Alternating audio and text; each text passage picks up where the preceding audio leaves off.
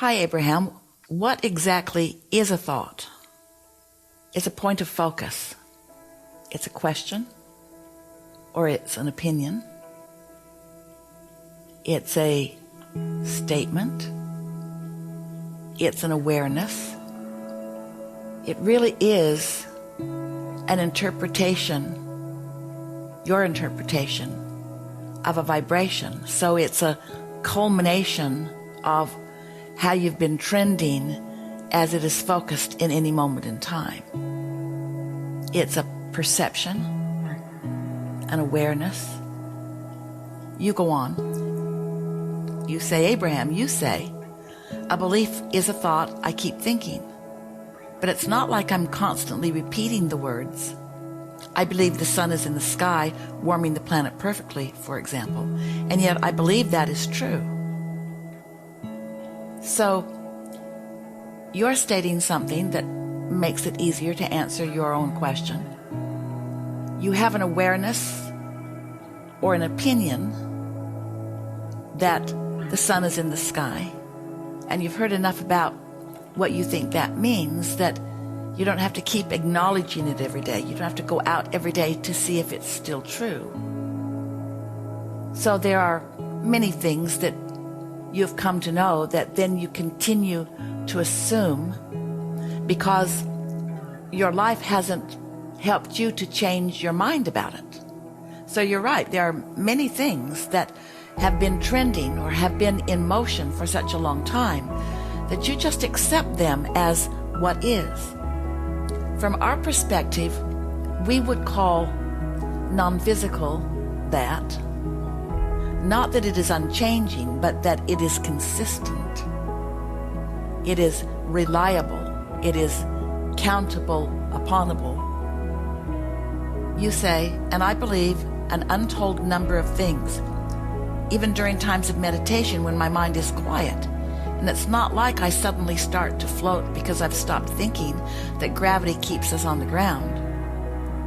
So you're saying, just because you're not consciously formulating words and making them come forth as a pointed thought that you're considering or as pointed words that you are speaking, your speculation here, and we agree with it, is that your belief is holding steady.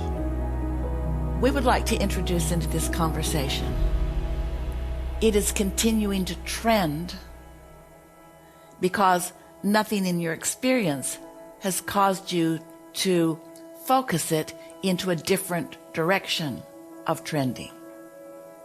You say, can you help me understand what you mean when you say that a belief is a thought I keep thinking, and what exactly a thought is? Seems like I'd have a much busier mind if thoughts are indeed oral sentences with words or even images that I'm constantly focusing on to keep my belief systems in place. We really liked this conversation.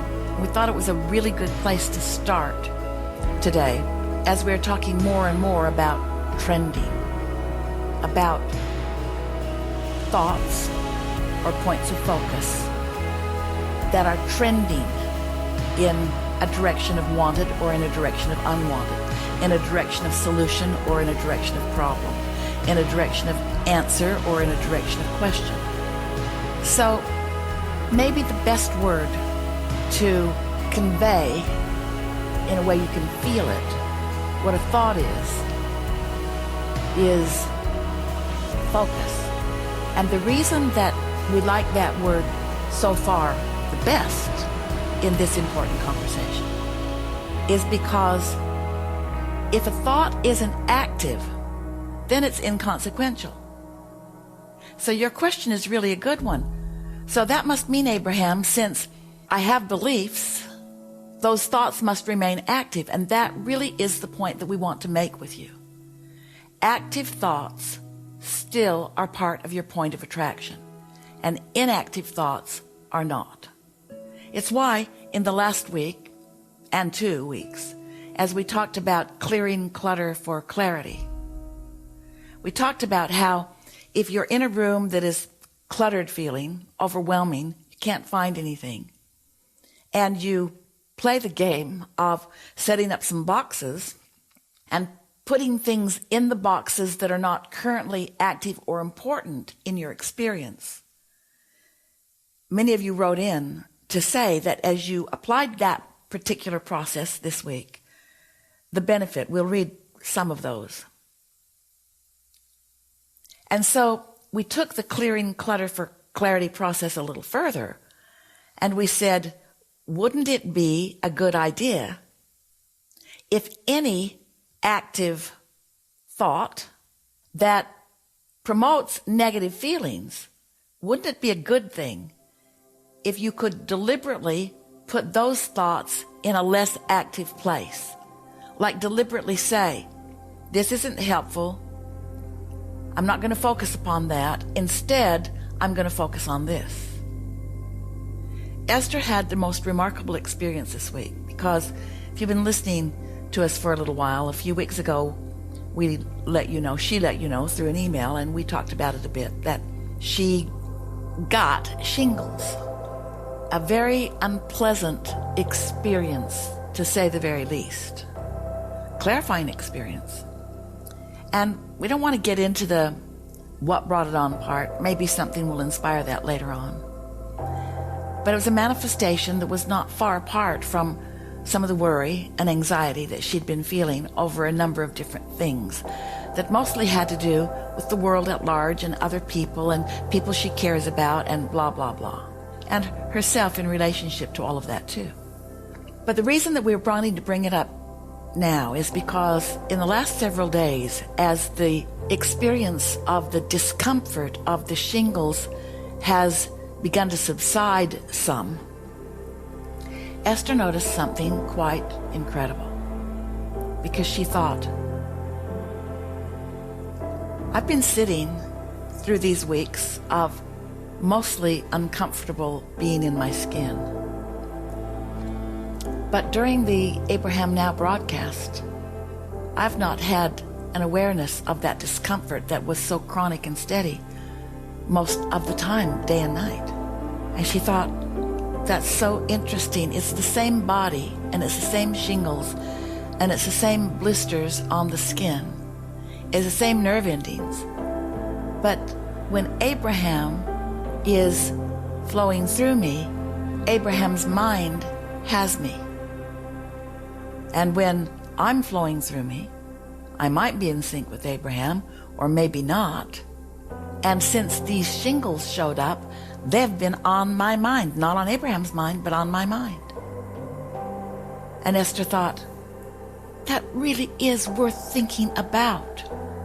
Now she accepts, and you most likely do too, that her Abraham experience is quite extraordinary in that she has come into vibrational alignment with us, and her expectation is such through all the many years of trending with us that she can release her perspective easily and trend with the vibrational frequency of us. But really, it's the same body, just with a different emphasis. Her inner being and the gang that hangs out with her inner being, that's what Abraham is focused upon solutions, not focused upon problems. That's why we say to you that source energy and your inner being has compassion for where you are, not empathy or sympathy. We do not focus upon your hurt, your pain, your anguish, your grief.